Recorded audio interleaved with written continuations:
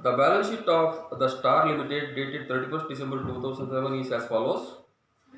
Share capital rupees 8 lakhs, that is 8,000 shares of rupees 100 each fully paid. Debentures 13 lakhs 40,000 and interest accrued 40,000. So the total amount due to the debenture holders 13 lakhs 80,000 and income tax liability rupees 10,000, trade creditors rupees 4 lakhs 50,000, total amount due to the creditors 4 lakhs 60,000. Land and buildings and machinery 14 lakhs 30,000, stock in trade 80,000, sundry debtors 30,000, investment 17,000, cash at bank 13,000 and profit and loss account 10 lakhs 70,000. That is the debit balance, which is a loss. Total of the balance sheet 26 lakhs 40,000. The fixed assets included in a floating charge in favor of the debenture holders are much overvalued. The debenture holders are prepared to accept a modification of their claims in consideration of the substantial interest in share capital. A scheme of arrangement is accordingly prepared, approved by the necessary meetings, and in the due course confirmed by the court. Of this scheme, the following are the main terms. Number 1, each share shall be subdivided into 20 fully paid equity shares of rupees 5 each. The face value of the shares rupees 100. It is divided into shares of rupees 5 each. ಅಂದರೆ 100 ರೂಪಾಯಿ ಆಗಬೇಕಾದ್ರೆ 20 shares. Sub division of shares, alteration of share capital ಇಲ್ಲಿ ಬರ್ತದೆ. ನಾನು ಹೇಳಿದೆ ನಿಮಗೆ, increasing the share capital, decreasing the share capital, ಆನಂತರ subdivision of share capital, consolidation of share capital. ಇದು subdivision of shares. ಏನು subdivision of shares ಅಂತ ಹೇಳಿದ್ರೆ, higher value of shares are subdivided into smaller value of share. So entry ಬರೆಯುವಾಗ ನಿಮಗೆ amount ಏನು change ಆಗೋದಿಲ್ಲ, amount same, but the number of shares and face value changes. Share capital account data rupees 100 is to 8 lakhs ಅಲ್ವಾ, 8 lakhs. Two share capital of rupees 5 each. Total amount 8 lakhs. Being the shares of rupees 100 is subdivided into shares of rupees 5. The amount is not affected. The number of shares ಎಷ್ಟಾಗ್ತದೆ, total ಎಷ್ಟಿತ್ತು shares 8,000 shares ಅಲ್ವಾ, 8,000 shares ಇತ್ತು. ಇವಾಗ ಎಷ್ಟಾಗ್ತದೆ, 8,000 shares were subdivided into 20 shares, 1,60,000 shares, 1,60,000 shares of rupees 5 each, 8 lakhs. ಇಲ್ಲಿ 8,000 shares of rupees 100 each, 8 lakhs. Face value change ಆಗೋದಿಲ್ಲ, ಅಷ್ಟೇ ಇರ್ತದೆ. ಗೊತ್ತಾಯ್ತಾ, ಇದು sub division entry.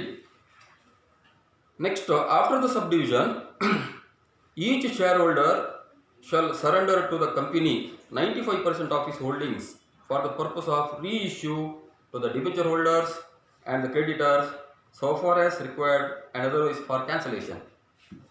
So after the subdivision, 95% of these shares were surrendered. So 95% of these shares comes to 7,60,000. 7,60,000 ಅಲ್ವಾ, ಅಂದರೆ 5% ಇಲ್ಲ. 5% of 8 lakhs 40,000.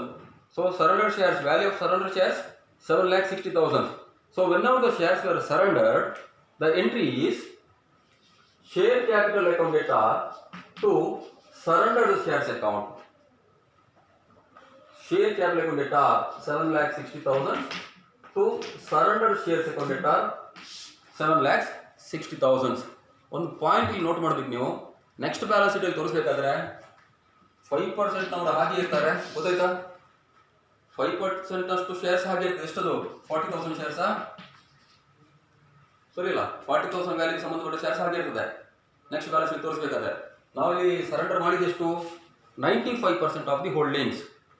So to the extent of rupees 7,60,000 shares surrender ಆದಾಗ, shares cancel ಆದಾಗ ಮಾಡಬೇಕಾದ್ರೆ ನೀವು share capital account should be debited, surrender share should be credited. ಗೊತ್ತಾಯ್ತಾ, cancel ಆದಾಗಲೂ share capital debit ಮಾಡಬೇಕು. ಇಲ್ಲಿ ನೋಡಿ, ನೀವು ಫೋರ್ತ್ ಫೀಚರ್ ಆದಾಗ ಶೇರ್ಸ್ ವರ್ ಕ್ಯಾನ್ಸಲ್ಡ್, ಆಗೇನು ಮಾಡ್ತೀರಾ ನೀವು, share capital account should be debited. ಅದರಲ್ಲಿ share capital account debtor to surrender shares. So the value of surrender shares 7,60,000. Next, of those surrendered shares, 46,000 shares of rupees 5 each shall be converted into participating preference shares of rupees 5 each fully paid. Today, surrender shares 7,60,000.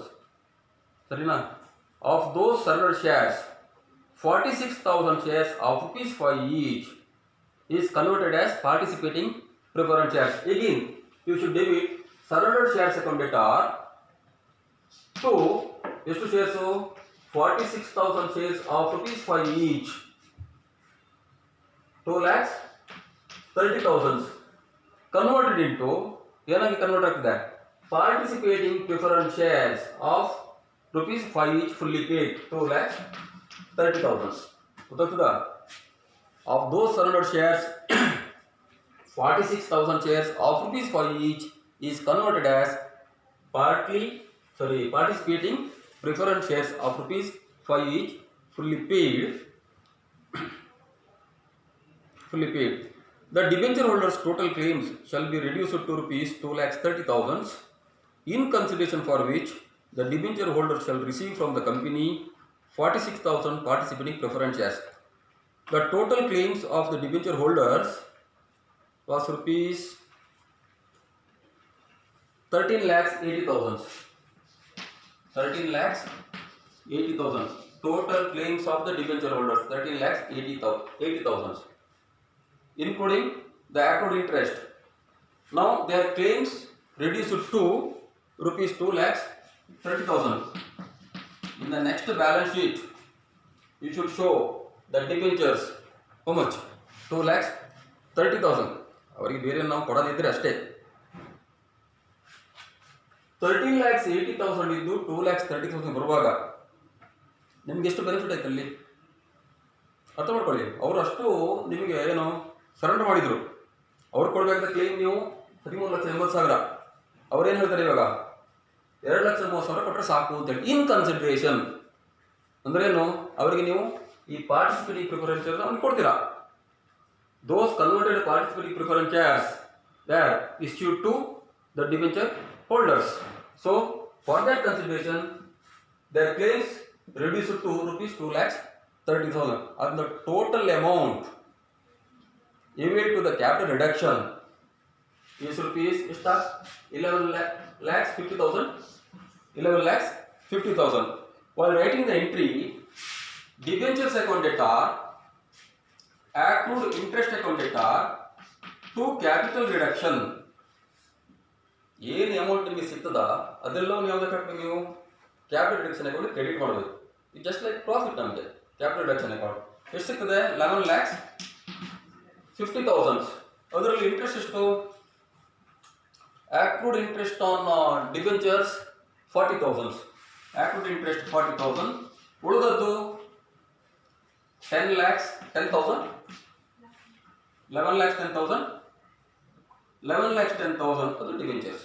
So 11,10,000 debentures ಕೊಡಬೇಕು. ಅದರಲ್ಲಿ accrued interest 40,000. ಅದು ಒಟ್ಟು ನಮಗೆ ಬಂದ amount capital ರಿಡಕ್ಷನ್ಗೆ ಎಷ್ಟು? 11,50,000. Total amount due to the debenture holders 13,80,000. 13,80,000 and total amount credited to capital reduction 11,50,000. Hence the amount due to the debenture holders how much? 2,30,000. The debenture holders claims are reduced to rupees 2,30,000 in consideration for ಯಾವುದಕ್ಕೆ? 46,000 participating preference shares ನಾವು ಅವ್ರಿಗೆ ಕೊಡಬೇಕು.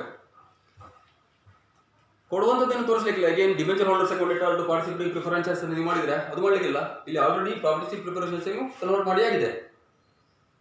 ಅದು ಅವರಲ್ಲಿ ಇರುತ್ತೆ, ಅವರಿಗೆ ಕೊಡುವಂಥದ್ದು. ಗೊತ್ತಾಯ್ತಾ? ಎಗೇನು ನೀವು ಬರಲಿಕ್ಕಿಲ್ಲ. Debenture holders participating preference shares are debenture holders account data to participating preference shares ತಪ್ಪಾಗ್ತದೆ ಅಕೌಂಟ್ ಟ್ರೀಟ್ಮೆಂಟ್ ಅಲ್ಲಿ. Next, the liability for income tax is to be satisfied in full. Liability for income tax is to be satisfied in full, not satisfied, to be satisfied. That means that should be shown as it is liability in the next balance sheet. Next balance ಶೀಟಲ್ಲಿ ಅದೇ ಥರ ತೋರಿಸಬೇಕು. ಏನು income tax liability ಎಷ್ಟು rupees 10,000 to be ಅಂತ ಹೇಳಿದ್ದಾರೆ. The liability for income tax is to be satisfied in full. To be ಅಂದರೆ satisfied ಆಯ್ತಾ? ನೋ. ಸೊ ಅದನ್ನು ನೆಕ್ಸ್ಟ್ ಬ್ಯಾಲೆನ್ಸ್ ಶೀಟಲ್ಲಿ ಹಾಗೇನು ತೋರಿಸ್ಬೇಕು ನೀವು. The claims of the unsecured creditors rupees 4,50,000 shall be reduced by 4/5 of the amount of rupees 5 each from the shares surrendered.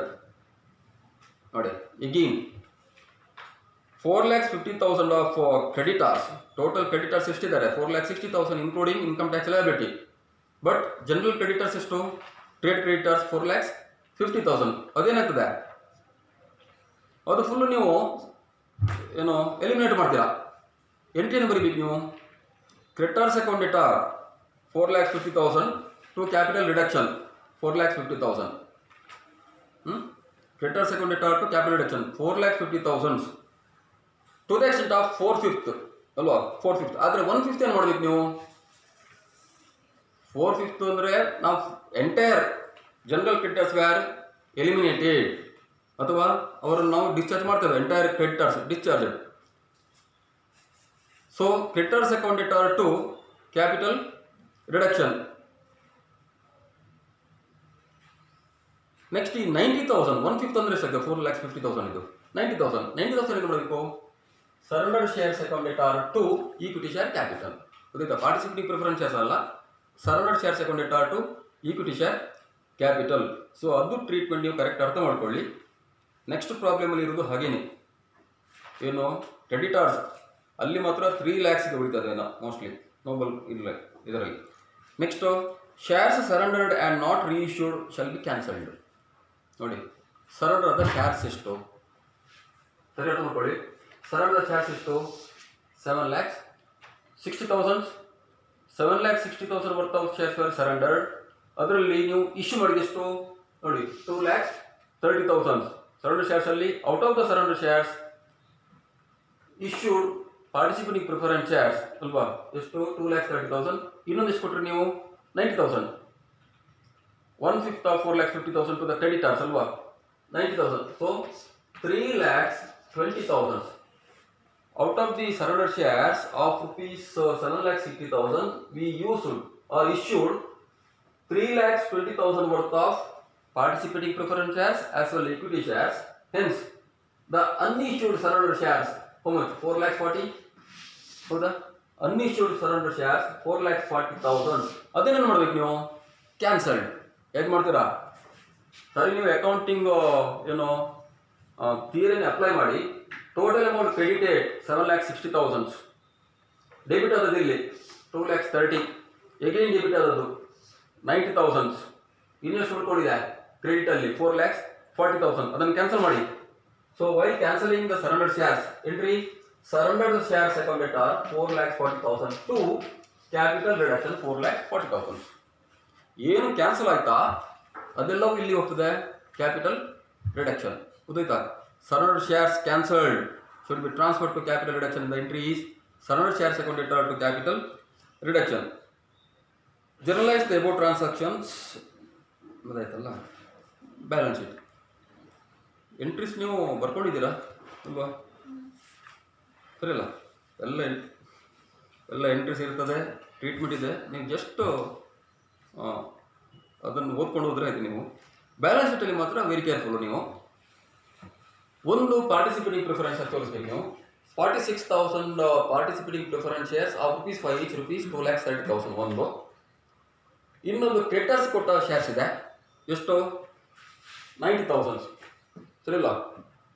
90,000 ಎಷ್ಟು shares ಆಗ್ತದೆ ಅದು? 90,000 ಅಂತ ಹೇಳಿದ್ರೆ 90,000 ಶೇರ್ಸ್ ₹5 ಶೇರ್ ಎಷ್ಟಾಗ್ತದೆ? 90,000 18,000. 5 ರೂಪಾಯಿನ ಶೇರ್ ಅಲ್ಲ? 5 ರೂಪಾಯ? 5 rupees ಎಷ್ಟಾಗ್ತದ? 18,000 ಶೇರ್ಸ್. 18,000 ಶೇರ್ಸ್ ಆಗ್ತದೆ. ಆನಂತರ ಒಂದು ಆಲ್ರೆಡಿ ನಮ್ಮಲ್ಲಿ ಇರುವಂಥದ್ದು ಎಷ್ಟು? 40,000. So share capital to be shown participating preference shares 2,30,000 and equity share capital how much? 90,000 issued to creditors and 40,000 already ನಿಮ್ಮಲ್ಲಿ ಇರುವಂಥದ್ದು 1,30,000. So total 90 plus 40 total share capital 3,60,000. ಹೌದಾ? Total share capital 3,60,000. Next debenture to be shown at rupees 2,30,000 reduced to rupees 2,30,000 and income tax liability 10,000. Creditors no. ಇದನ್ನ creditors ಇಲ್ಲ, no creditors.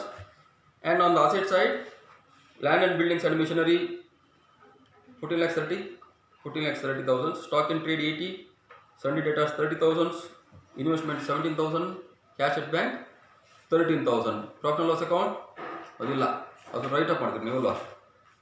Right of entry ನಾನು ಹೇಳಿರಲ್ಲ. Capital reduction account ಇಟ್ಟ ಯಾವುದ್ರಲ್ಲಿ right up ಮಾಡ್ಲಿಕ್ಕೆ ಬರ್ತದೆ ನಿಮಗೆ? Capital reduction account ಇಟ್ಟಾರ, reconstruction account ಇಟ್ಟಾರ, ಒಂದು ಪ್ರಾಫಿಟ್ ಅಂಡ್ ಲಾಸ್ ಅಕೌಂಟು, ಮತ್ತು ಯಾವುದಿಲ್ಲ. Profit and loss account 10,70,000, hence the balance is 9,70,000 transferred to capital reserve. So the last entry, capital reduction account itar or reconstruction account to profit and loss account to capital reserve account. ಗೊತ್ತಾಯ್ತಾ?